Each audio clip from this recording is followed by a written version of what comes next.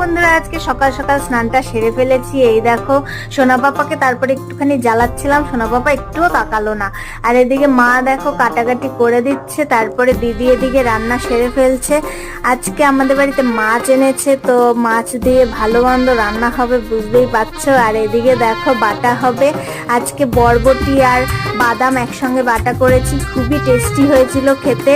তারপরে এই যে কটা পান্তা ভাত ছিল সেটা দিয়েও বাটা দিয়ে খেলাম, খুবই টেস্টি লাগলো। আর ভাত বাড়া হয়েছে, তারপরে সবাই ভাতটা খেয়ে উঠে এখন আবার দুপুরে রান্নার জন্য চলে এসেছি। এই যে দুপুরে মাছটা ভালো করে রান্না করলাম, পেঁয়াজ দিয়ে একটু ঝাল মতো করেছি।